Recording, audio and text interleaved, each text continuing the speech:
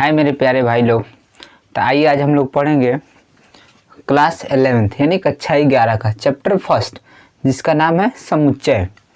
प्रश्नावली 1.1 को आज हम लोग हल करेंगे प्रश्नों को। तो यदि आप इस चैनल पे पहली बार हैं तो प्लीज़ चैनल को सब्सक्राइब जरूर करें। तो चलिए आइए आज हम लोग प्रश्न संख्या पहले को हल करते हैं। प्रश्नावली 1.1 के देखिए, प्रश्न संख्या 1 लिखा है कि निम्नलिखित में कौन कौन से समुच्चय हैं।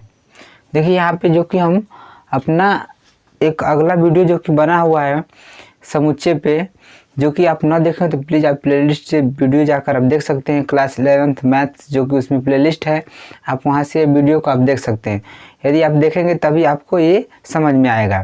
तो यदि ना देखें तो प्लीज़ आप जाके देख लें। चलिए आइए समझते हैं। लिखा कि निम्नलिखित में कौन कौन से समुच्चय हैं। बतलाना है कि समुच्चय कौन कौन है।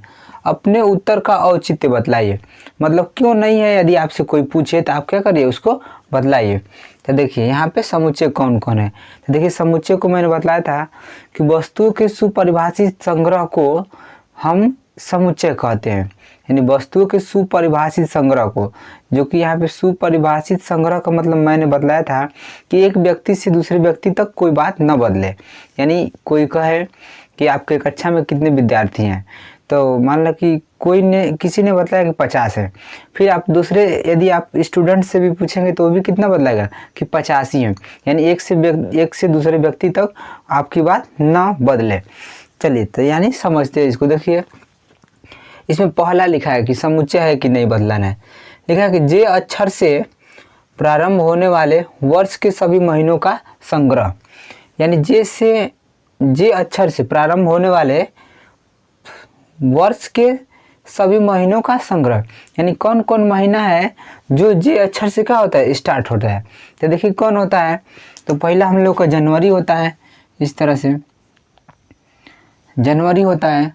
उसके बाद कौन होता है, यहाँ पे जनवरी, फरवरी, मार्च, अप्रैल, मई, जून है जून। फिर क्या होगा, जून के बाद जून जुलाई, फिर अगस्त, सितंबर, अक्टूबर, नवंबर, दिसंबर। यानी क्या है, यही आएंगे। देखिए जनवरी, जून, जुलाई। यानी आप किसी से भी पूछेंगे कि आपके महीनों में जे अक्षर से प्रारंभ होने वाले महीनों का संग्रह बतलाइए। यानी आप एक सूची बतलाइए क्या क्या होंगे। तो जनवरी, जून, जुलाई यही बस होंगे। यानी आप हर एक व्यक्ति से पूछेंगे तो क्या बतलाएंगे, हर एक व्यक्ति यही कहेंगे कि जनवरी, जून, जुलाई यही आएगा जे अक्षर से। तो इसलिए क्या है, समुच्चय है। यहाँ लिख दे रहे हैं हम। चलिए इसको हम मिटा दे रहे हैं, लिख दे रहे हैं यहाँ पे पहला कि समुच्चय है, समुच्चय है। चलिए आइए अब दूसरे को समझते हैं। देखिए क्या लिखा है कि भारत के 10 सबसे अधिक प्रतिभाशाली लेखकों का संग्रह। देखिए अधिक प्रतिभाशाली यानी कौन, प्रतिभाशाली का मतलब कौन अच्छे हैं यानी लेखक। क्या देखिए यदि मैं बतलाऊंगा तो मेरा जो लेखक है मैं कुछ और कहूँगा, दूसरा कोई व्यक्ति है वो प्रतिभाशाली लेखकों के कुछ और नाम बतलाएगा। यानी यहाँ पे क्या है, यानी व्यक्ति के राय अलग अलग हो सकते हैं। तो इसलिए क्या है, समुच्चय नहीं है। तो यहाँ पे समुच्चय नहीं है, ये समुच्चय नहीं होगा। देखिए अब देखिए यहाँ पे तीसरा लिखा है विश्व के सर्वश्रेष्ठ 11 बल्लेबाजों का संग्रह। तो देखिए यहाँ पे प्रश्न सेम दूसरे की तरह है। यानी मैं यदि 11 बल्लेबाजों का नाम बतलाऊंगा तो कुछ और बतलाऊंगा। यदि आप किसी दूसरे व्यक्ति से पूछेंगे कि आप 11 बल्लेबाजों का नाम बतले तो वो फिर कुछ और बतलाएगा। यानी क्या है, यानी सब व्यक्ति का अलग अलग राय हो सकता है। तो इसलिए क्या है, यहाँ पे ये समुच्चय नहीं है। तो समुच्चय नहीं है। देखिए आइए अब इसको समझते हैं। लिखा है कि आपकी कक्षा के सभी बालकों का संग्रह। देखिए आपकी कक्षा है तो यानी आपकी कक्षा में यदि जितने भी विद्यार्थी हों, यदि दूसरे भी यदि विद्यार्थी से पूछा जाए कि आपकी कक्षा में कितने विद्यार्थी हैं, तो वो भी बतलाएगा उतने ही हैं। यदि आप अपने कक्षा के तीसरे विद्यार्थी से भी पूछें कि आपकी कक्षा में कितने विद्यार्थी हैं, तो वो भी उतना ही बतलाएगा। यानी क्या है, हर एक व्यक्ति का राय एक ही होगा। तो इसलिए क्या है, समुच्चय है। समुच्चय है। चलिए अब यहाँ पे समझते हैं पांचवे को। लिखा कि 10 से कम सभी प्राकृतिक संख्याओं का संग्रह। देखिए 10 से प्राकृतिक संख्या कहाँ से स्टार्ट होती है, तो 1 से। तो यानी 10 से कम तो क्या होगा, 1 2 3 4 5 6 7 8 9, यानी 10 से कम। तो यानी किसी भी व्यक्ति से आप पूछेंगे कि 10 से कम प्राकृतिक संख्या बतलाइए, तो क्या बतलाएगा, 1 2 3 4 5 6 7 8 9, यानी उसकी भी क्या आएगा, यही। यानी हर एक व्यक्ति से आप पूछेंगे तो इस सबका जवाब क्या आएगा, यही। तो यानी क्या है, ये समुच्चय है। समुच्चय है। समुच्चय है। चलिए आइए अब समझते हैं इसको। लिखा कि लेखक प्रेमचंद्र द्वारा लिखित उपन्यासों का संग्रह। दिया गया है कि प्रेमचंद द्वारा लिखित उपन्यासों का संग्रह। तेरी बात समझिए, यदि प्रेमचंद जी हैं, जितने भी मान लीजिए कि 10 50 20 चाहे 100 मान लीजिए कि लिखे होंगे उपन्यास, तो यानी हर एक व्यक्ति से आप पूछेंगे कि कितने उपन्यासों का संग्रह है, तो हर एक व्यक्ति क्या बतलाएगा, वही बतलाएगा। यानी मान लीजिए कि 10 ही है, तो यानी हम जानते हैं यदि कि मुंशी प्रेमचंद का कितना है, तो हम 10 बतलाएंगे। किसी दूसरे से पूछेंगे तो भी 10 ही बतलाएगा कि इनके उपन्यास हैं। इस तरह से क्या है, यहाँ पे ये क्या होगा, उपन्यास का संग्रह यानी समुच्चय है। हर एक व्यक्ति का राय एक ही होगा, तो समुच्चय है। आइए अब समझते हैं यहाँ पे 7वें नंबर के सवाल को। लिखा कि सभी समपूर्णांकों का संग्रह। सम का मतलब क्या है, जो 2 से कटने वाली हैं संख्या है, यानी सभी समपूर्णांकों का समुच्चय। यानी हर एक व्यक्ति का क्या होगा, एक ही राय होगा।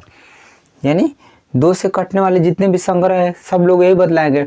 2 है, 4 है, 6 है, 8 है, 10 है, 12 है, 14 है, 16 है। यानी हर एक व्यक्ति क्या बतलाएगा, सब व्यक्ति का एक ही जवाब होगा। यानी ये क्या होगा, समुच्चय है। समुच्चय है। चलिए अब समझते हैं यहाँ पे। लिखा कि इस अध्याय में आने वाले प्रश्नों का संग्रह। देखिए समझिए, दिया है कि यानी जो हम पढ़ा रहे हैं, आप देख रहे हैं, तो बुक में जितने सवाल दिए हैं, मैं पढ़ा रहा हूँ, मेरे भी बुक में उतने ही सवाल दिए हैं, आपके भी बुक में उतने ही सवाल दिए हैं। यानी सवाल यानी पूछा जाए किसी से भी, तो दोनों लोग क्या बतलाएंगे कि इतने ही सवाल हैं। तो यानी क्या है, समुच्चय है। आने वाले प्रश्नों का संग्रह तो समुच्चय है। समुच्चय है। चलिए अब देखिए यहाँ पे समझते हैं। देखा कि विश्व के सबसे अधिक खतरनाक जानवरों का संग्रह। देखिए दिया कि विश्व का सबसे अधिक खतरनाक जानवरों का संग्रह। देखिए यदि हमसे पूछा जाए तो यदि हो सकता है कि मेरे लिए कुत्ता ही क्या हो, खतरनाक हो, कुत्ते से मुझे डर लगता हो, आपको हो कि कुत्ता से डर न लगता हो, तो यानी खतरनाक जानवरों का संग्रह। यानी क्या है, हर एक व्यक्ति का अलग अलग हो सकता है राय। किसी के लिए कुछ अधिक खतरनाक है, किसी के लिए वो खतरनाक ना हो। तो यानी क्या है, एक व्यक्ति से दूसरे व्यक्ति तक राय क्या हो सकती है, बदल सकती है। इसलिए क्या है, समुच्चय नहीं है। समुच्चय नहीं है। नहीं है। देखिए इस तरह से यहाँ पे हम लोग प्रश्न संख्या 1 को हल किए। चलिए अब हम लोग समझते हैं प्रश्न संख्या 2 को। तो आइए समझते हैं प्रश्न संख्या 2 को। देखिए लिखा है प्रश्न संख्या 2 कि मान लीजिए ए बराबर है, ए यहाँ पे क्या दिया है, ए यानी समुच्चय दिया है कोई। ए बराबर मझला कोष्टक में लिखा गया है 1 2 3 4 5 6। यहाँ पे मझला कोष्टक बंद करके रिक्त स्थानों में उपयुक्त प्रतीक, यहाँ लिखा है ये संबंधित का चिन्ह है, यानी बिलोंग्स, इंग्लिश में बोलते हैं इसको बिलोंग्स, यानी संबंधित है। अथवा ये बिलोंग्स का चिन्ह दिया गया है यहाँ पे, संबंधित का चिन्ह, लेकिन इसको क्या किया गया है, काट दिया गया है। यानी इसको बोलते हैं इंग्लिश में नॉट बिलोंग, यानी संबंध न रखता हो। भरिए देखिए यहाँ पे नीचे जो कि यहाँ पे दिया गया है, तो कह रहा है, देखिए समझिए बात यहाँ पे, यदि ए एक समुच्चय ऐसा दिया गया है, ए समुच्चय एक ऐसा है, यानी ए बराबर एक, ए में कौन कौन से अवयव हैं, तो 1 2 3 4 5 6, यानी इसे क्या है, ये संबंधित हैं, इससे क्या है, सब संबंधित है। देखिए यदि कोई बोले, देखिए ए इसमें क्या है, तो इसको हम लिखेंगे कि ए बिलोंग्स टू ए, यानी ए संबंधित किससे है, एक से, यानी एक ए में एक क्या है, तत्व है, यानी एक जो अवयव है वो समुच्चय एक ए में क्या है। देखिए इसी तरह से यदि मान लीजिए कि ए बिलोंग्स टू, मान लीजिए कि 7 यहाँ दे दें, यहाँ पे मान लीजिए कितना हो, 7, देखिए ये क्या है, नॉट बिलोंग, यहाँ पे क्या लगाएंगे, नॉट बिलोंग, यानी संबंधित नहीं है। ए क्या है, 7 में, इसमें है, ए में 7 नहीं है, तो जो कि इस तरह से हम लोग को लगाना है, यानी इसका ये चिन्ह है, इसका ये है कि बिलोंग्स, यानी संबंधित रखता है, यानी इसमें ये जो ये अवयव है इससे संबंधित है समुच्चय से। नॉट बिलोंग यानी संबंधित नहीं है, इस तरह से का मतलब, यानी इसमें जो तत्व नहीं दिए रहेंगे अवयव, यानी बोलेंगे कि इससे क्या है, नॉट बिलोंग, यानी संबंधित नहीं है। चलिए तो आइए देखिए इसी तरह से हम लोग को इनको भरना है। देखिए लिखा है कि 5 है डैश लिखा है ए, यानी इसमें क्या भरा जाएगा कि यहाँ भरा जाएगा कि संबंधित है चाहे संबंधित नहीं है, दो बातें यहाँ पे दी गई है। देखिए ए में 5, यानी 5 देखेंगे कि ए में है कि नहीं है, तो यानी 1 2 3 4 5, यानी 5 यहाँ का है, तो यानी ए में, ए से क्या है, ये संबंधित है, तो इस तरह से हम लोग लगा देंगे संबंधित का चिन्ह, यानी बिलोंग्स का चिन्ह। देखिए 8 यहाँ डैश दिया ए, देखिए इसमें क्या है, ए में 8 है, इसमें नहीं है, तो क्या लिखेंगे हम लोग, नॉट बिलोंग, यानी संबंधित नहीं है इससे। अब समझिए इसमें 0 डैश डैश ए, देखिए इसमें भरना है हम लोग को ये दोनों को, देखिए इसमें 0 है, इसमें कहीं 0 नहीं है, तो इसकी यहाँ क्या लगा देंगे, यहाँ पे नॉट बिलोंग, यहाँ पे नॉट बिलोंग ऐसे कर देंगे। देखिए यहाँ पे चौथा दिया है कि 4 डॉट डॉट ए, इसमें भरना है कि संबंधित है कि नहीं है, ये देखिए 4 इसमें है कि नहीं, 1 2 3 4, यानी 4 यहाँ पे है, यानी ए में, ए समुच्चय में 4 क्या है, यानी संबंध रखता है इससे, तो यानी बिलोंग्स का चिन्ह लगा देंगे, संबंधित का चिन्ह। यहाँ पे लिखा है 2 डैश डैश ए, देखिए 2 इसमें है कि नहीं, यानी 2 यहाँ पे है, तो इसलिए ना, इसलिए ये समुच्चय ए से क्या करता है, यहाँ पे संबंधित है, बिलोंग्स टू लिखते हैं इसको, टू बिलोंग्स ए, चाहे ए बिलोंग्स टू 2, यानी ए क्या है, 2 से क्या है, संबंधित है। देखिए यहाँ पे 10 डैश डैश ए लिखा है, देखिए इसमें 10 कहीं है नहीं है, तो यहाँ पे क्या लगाएंगे, नॉट बिलोंग, यदि रहेगा तो बिलोंग्स और नहीं रहेगा तो नॉट बिलोंग, यानी संबंधित है, संबंधित नहीं है। चलिए इस तरह से यहाँ पे प्रश्न संख्या 2 को हल किए। चलिए अब हम लोग चलते हैं प्रश्न संख्या 3 की तरफ। हाँ तो आइए समझते हैं प्रश्न संख्या 3 को। देखिए प्रश्न संख्या 3 क्या दिया है कि निम्नलिखित प्रश्नों को रोस्टर रूप में लिखिए।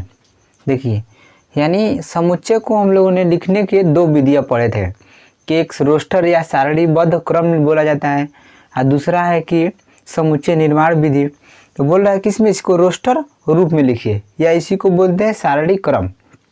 देखिए तो यहाँ पे समुच्चय जो कि हम लोगों को दिया गया है, ये दिया गया समुच्चय निर्माण रूप में, इसको बदलना है रोस्टर रूप में।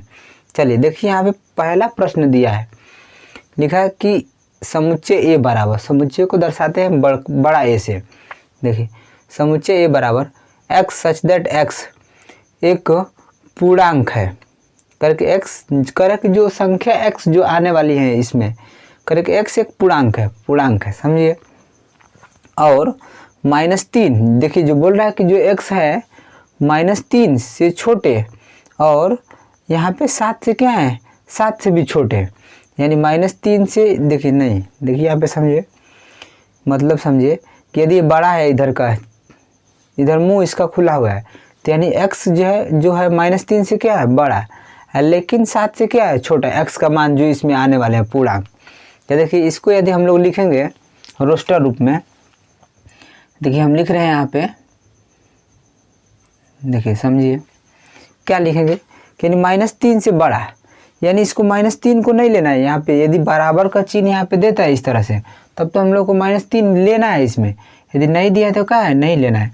यानी -3 से बड़ा, यानी -3 से बड़े पूर्णांक क्या आएंगे, तो आएगा -2, -1, फिर 0 आएगा।